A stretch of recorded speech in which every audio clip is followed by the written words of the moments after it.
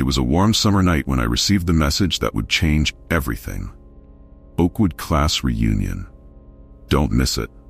My heart raced at the thought of returning to that school, where so many memories, both good and bad, were buried. I am Alice Munro, and for years I've kept a secret that should never have existed. At the school, nostalgia mingled with a chill down my spine. As I entered the hall, I was met with familiar faces, but also with gazes that avoided mine. The laughter and music felt distant, as if a heavy fog weighed over the atmosphere. I was immediately drawn to where Sam, my best friend, was, but his expression held a concern that unsettled me. "Alice, are you okay?" he asked, forcing a smile. "You know Jenna will be here, right?" "Yeah," I replied, swallowing hard. Jenna Callahan was a shadow from my past, but what haunted me the most was what had happened that fateful night. We can't let this come to light." Sam shook his head, his gaze fixed on the floor. "It's better not to think about it.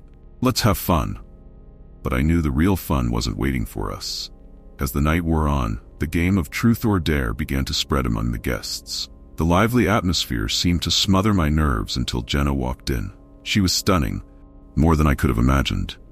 But seeing her also brought a wave of panic. What will happen if she finds out? "Who's next?" Jenna asked, her voice full of cheer. My friends and I exchanged nervous glances, remembering our past and what we had done. When it was Jenna's turn, the room fell silent. "Dare, someone tell me a secret they've kept since school," she said, and all eyes turned to me. It was a trap. "I don't have any secrets," I replied, trying to hide my fear. But Jenna smiled, as if she knew there was more. "Oh, Alice, you're always so perfect," she teased. Her laughter made my stomach churn. That night, a part of me wished she was the same girl we used to know, but another part was terrified. The pressure mounted, and in a burst of impulse, someone said, "Dare. Let's relive that night in the locker room." Murmurs spread through the room, and I knew the suggestion was just a joke, a way to bring some excitement to the party. "Alice, you don't mind reliving that, do you?" Sam asked, his gaze anxious. "No, I don't think," I began to say, but it was too late. The room was buzzing with excitement. And then, like a cursed memory, I remembered the night everything changed. I remember how, years ago, we had tricked Jenna into thinking Sam wanted to see her in the locker room. She didn't know we were all part of the plan, that we had hidden to ambush her. What should have been a simple prank turned into something horrific. When Jenna arrived, we found a way to trap her in the locker, laughing while she banged on the door. Confused and scared. "What are you doing? Let me out," she screamed, her voice becoming an echo of terror. At that moment, we didn't understand the gravity of what we were doing. We knew she had asthma, but we didn't comprehend the danger of leaving her there. Panic took over when we realized she was having an attack. "Jenna! Jenna!" I shouted, but the truth is I never called the police. We left the locker closed, hoping someone would find her the next day. The fear of being discovered spoke louder than any sense of empathy. And now, seeing Jenna there, the weight of guilt crushed me. What we were about to do was like reliving a nightmare that should never have existed. "Come on, Alice, it's just a joke," someone shouted, and without thinking, I followed the crowd to the locker room. The idea was to remember what we had done. Laughter echoed as the locker room door closed behind us. But as we looked at the locker, a wave of terror washed over me. The door was ajar, but no one was inside. "Jenna?" I called, but only the echo of my voice responded. A dark shadow slid down the hallway. My heart raced, and laughter turned into screams as I realized darkness was overtaking the space. "Is anyone here?" I asked, but the only response was the oppressive silence. Suddenly, a light began to flicker, revealing Jenna's familiar face, but there was something different about her gaze. Her eyes shone in a way that sent chills down my spine. "You thought you could forget me, didn't you?" She appeared more like a specter than the girl I once knew. "Now it's your turn to feel what I felt." Screams echoed as the lights went out again, plunging the room into darkness. Panic consumed everyone, but I knew the guilt of the past was about to demand its price. When the lights returned, a wave of terror hit me as I realized one of our friends lay on the floor, motionless. "Jenna, that's not fair," I screamed, but she just smiled, her gaze blazing with rage. "You let me die. Now it's time to pay." The deaths began to occur one after another, each more brutal than the last. Jenna was getting her revenge, and there was no escaping it. The memories of that night haunted each of us, and now we were witnessing the consequences of what we had done. In the end, you can't hide from what you've done, Alice, she whispered, and despair washed over me. What could I do? What could save me and everyone involved?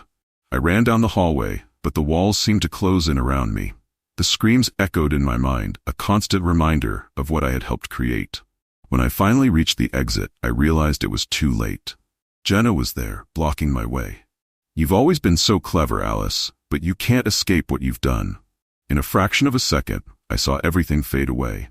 The memories, the laughter, the pain, all mingled in a whirlwind of terror. Looking at the faces of my friends, I realized they were all doomed to face the consequences. And there, in the darkness of that night, I understood that some shadows never disappear. The past can resurface and exact revenge in ways we could never imagine. Jenna had returned, and now it was I who was lost in her darkness.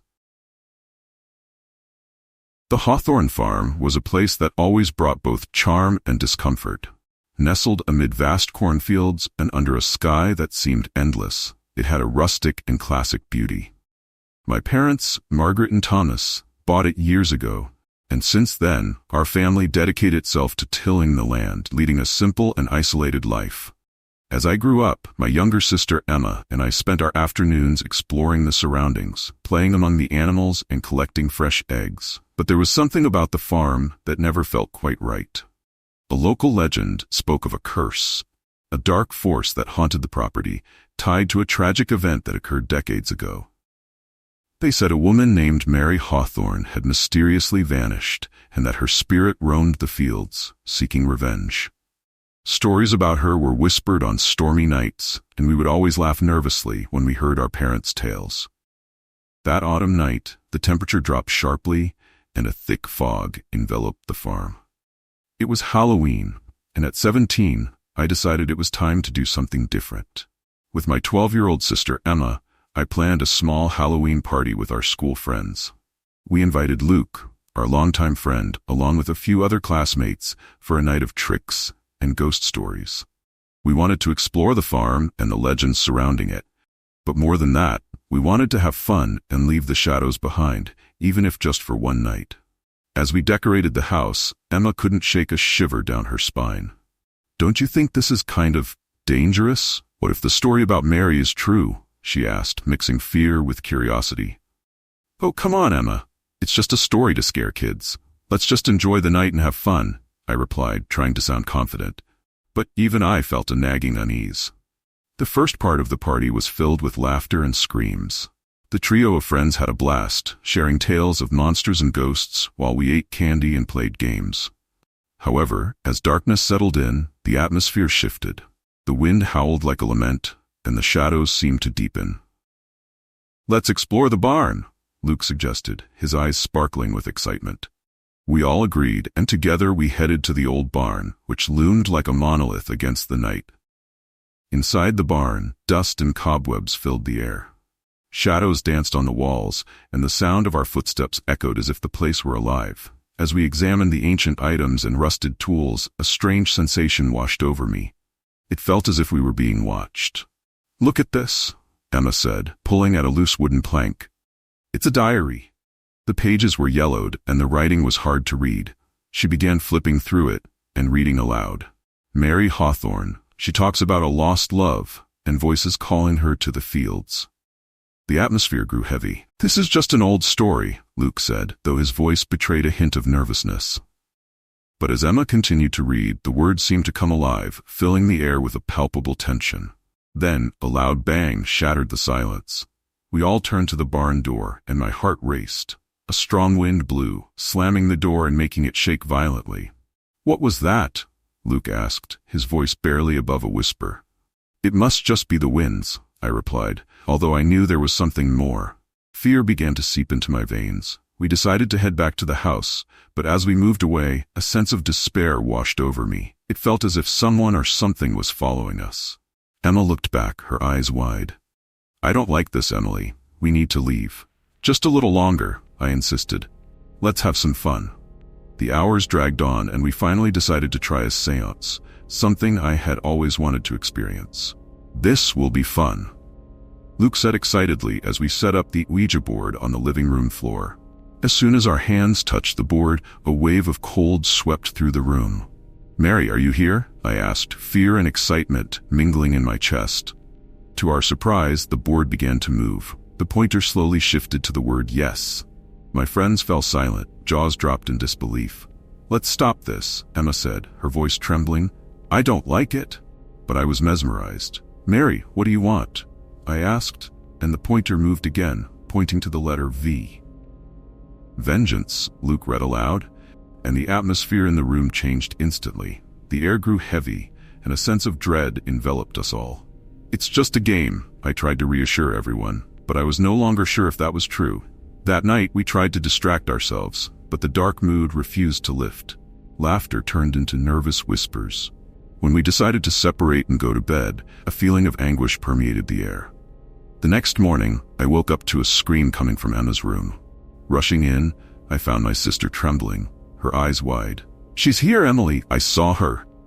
Emma stammered, pointing to the corner of the room. "Who, Emma?" I asked, my heart racing. "Mary, I saw her in the window." Emma screamed, and the terror on my sister's face was all too real. I didn't know what to think. The stories were starting to feel more real than I had ever imagined. "It's okay, it was just a nightmare." I tried to comfort Emma, but deep down, doubt gnawed at me. The day went on, but the tension remained. We decided to have a picnic in the fields to lighten the heavy atmosphere.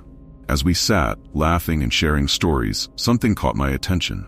A movement at the edge of the field. A tall figure dressed in white watching us. "Are you guys seeing that?" I asked, pointing. But when everyone turned, the figure vanished. "What was that?" Emma murmured, fear shining in her eyes. Luke tried to laugh, but the lightness of the moment was fading. "It was just the wind, guys. Let's get back to the party." But the party wasn't what we had expected. As the night wore on, each of us began to have strange visions. Whispering sounds filled the air, and laughter that seemed to come from nowhere echoed in our ears. In a moment of desperation, I decided it was time to end the game. We gathered again in the barn. "This needs to stop," I declared, my voice firm. "Whatever it is, we need to confront it." Everyone agreed, determination taking hold of us. Inside the barn, the lights flickered, and a thick shadow formed in the back. I felt an icy chill run down my spine. "Who's here?" I asked, my voice steady. The shadow advanced, and the atmosphere grew cold. "You have invoked the curse, Emily," a deep, echoing voice replied. "The woman you awakened is hungry, and you, more than anyone, are in her way." A scream tore through the air as Emma began to scream. "She's after me! Emily, help me!" My sister writhed, and I ran to her, grabbing her arm. But there was nothing I could do. The shadow began to swell, taking shape. Mary was there, and the fury in her eyes was evident. "You have reveled in the pain of others. Now it's your turn to feel what I felt." Desperate, I tried to pull Emma away, but the power of the entity was overwhelming. My friends started to scream, one by one succumbing to despair. Luke tried to fight back, but the shadow dragged him, his body twisting as he was pulled into the darkness. "No," I screamed, but it was too late. Terror engulfed the room, and I knew I couldn't save everyone. The figure moved closer, and I looked into Emma's eyes. "I won't leave you. I won't let this happen." I held my sister's hand, determined to protect her. But Mary was relentless. "You cannot escape your destiny, Emily. The pain of loss is what I seek." The shadow drew nearer, and I felt an intense cold wash over my body. "Emily, I love you," Luke shouted before disappearing completely, his cry echoing against the barn walls. I was paralyzed by the agony. The light began to flicker, and darkness loomed closer. I looked at Emma, our eyes brimming with tears. "We need to unite," I declared, and the two sisters clasped our hands together. The figure trembled, and a glow began to emanate from us. "You have no power over us," I yelled. But Mary laughed, a dark laugh that resonated in the air. "The curse cannot be broken. You must suffer the pain I endured." At that moment, the force of darkness collided with the light radiating from us. Tension mounted, and a deafening scream echoed through the barn, reverberating across the farm. The light began to intensify, and the shadow retreated, but not without a fight.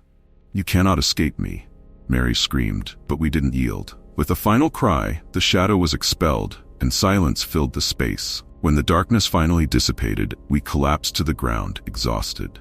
The barn lay in ruins, but we were together. "We did it," I whispered, tears streaming down my face. "But at a cost," Emma replied, looking around. Luke and the others were gone, taken by the darkness. The pain of loss was palpable, and I knew nothing would be the same again. As the sun rose, we got up, determined to rebuild our lives, but the memory of what happened that night would haunt our souls forever. The farm, now a place of sorrow and loss, still held the echoes of Mary's story, and we knew we would always carry the weight of the curse in our hearts. As time passed, the fields continued to whisper, and the shadow of the woman who once vanished roamed on, searching for the next victim to quench her thirst for vengeance. I grew up hearing stories about our lineage. My father, Richard Wainwright, an experienced hunter, always said we were the last line of defense between humans and the creatures that lurked in the shadows. From a young age, I was trained to kill, to hunt what should not exist. My brother James followed the same path. The Wainwright legacy was something we carried like a curse. But that night, everything changed. The full moon shone high in the sky, and the air was heavy, dense with the scent of earth and blood. Our target? A werewolf that, according to rumors, had been terrorizing nearby villages. But there was something different about it. Something in its attacks, more precise, more calculated, as if it were sending us a message. An ancient vengeance seemed to be taking shape, and we were its target. "We have to end this tonight, Isabel," my father said, his voice firm. "We can't allow this thing to stay alive." I nodded, gripping my rifle tightly.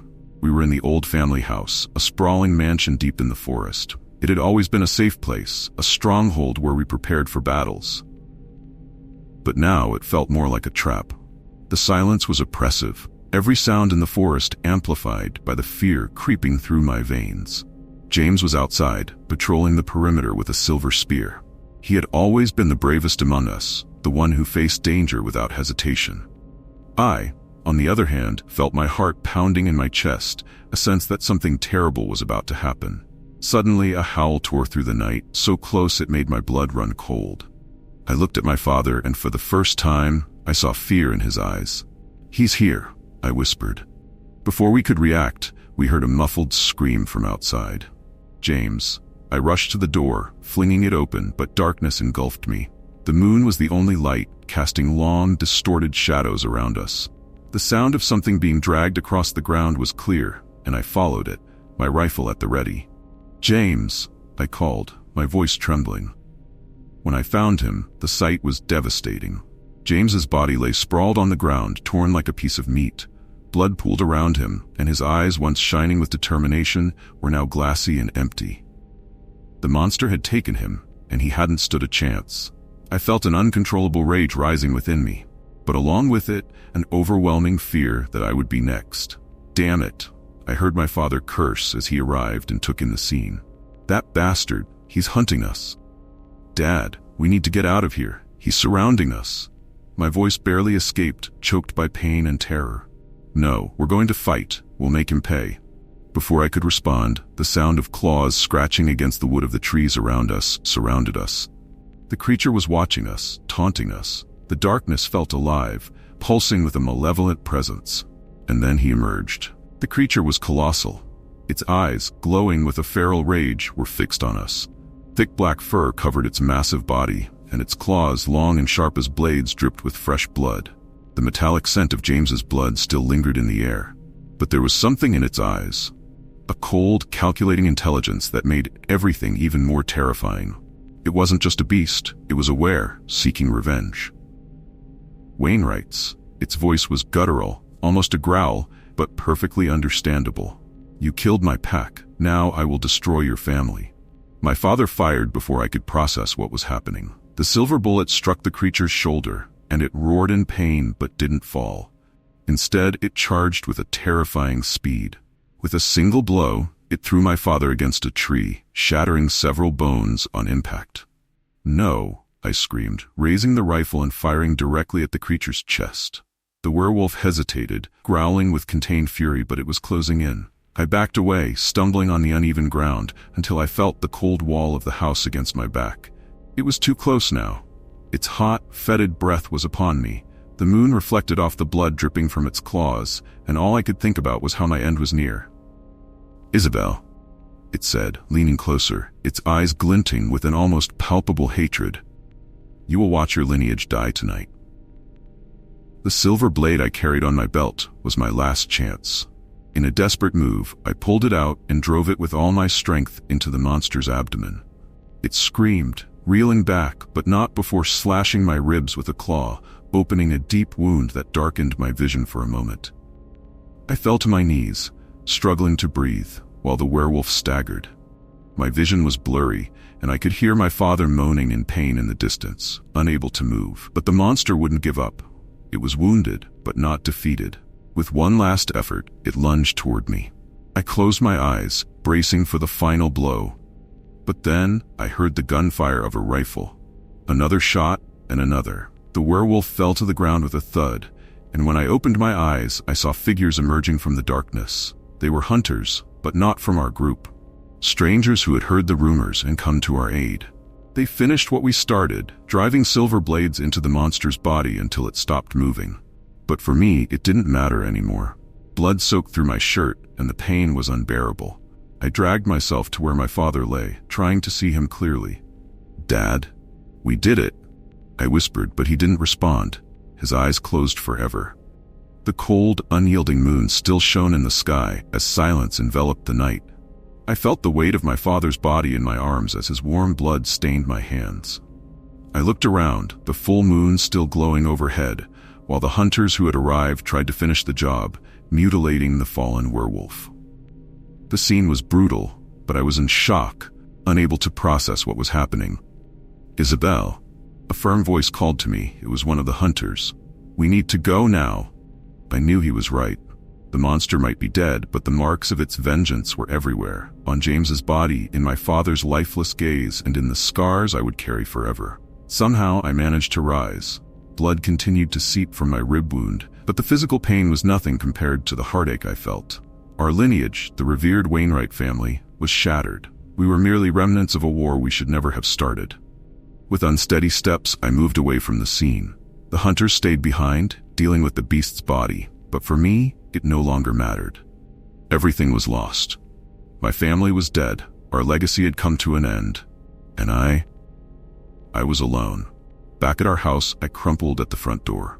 The familiar scent of old wood and antique weapons no longer brought me comfort. We had been alone here for so long, hunting monsters in the shadows, that we never realized the true danger, our own arrogance. I should have listened to my instincts. From the beginning, I knew there was something more behind the werewolf's attacks. It wasn't just killing out of hunger or rage, it was personal. And now it was dead, but at the cost of everything I loved. I sat on the floor, the chill of the night seeping into my bones. Each breath was torture, both from the injury and the loss. Hot tears began to stream down my face as the enormity of the situation finally hit me. I tried to be strong. I tried to follow in my father's footsteps. But in the end, what did that bring us? Death, loss, destruction. "Isabel?" I heard a familiar voice. A voice that shouldn't be there. My heart froze. I looked up, and there, standing in the doorway of the house, was James, or what remained of him. His skin was pale, his once vibrant eyes now empty and shadowy. Dried blood stained his clothes, and the brutal wound the werewolf had inflicted on him was still open. It couldn't be. He was dead. I saw him die. "James?" My voice came out in a whisper, filled with fear. "You failed, Isabel, just like all the Wainwrights." His voice was distorted, almost like an echo of himself. "Now, you will pay for it." Before I could react, he lunged forward, his spectral figure hovering over me. I tried to move, but my body was paralyzed, fear holding me in place. James's eyes, now completely black, bore into me with a hatred I had never seen before. "James, I'm so sorry, please," I pleaded, but deep down I knew it was too late. My brother's spirit was here to exact his revenge, and there was nothing I could do to escape.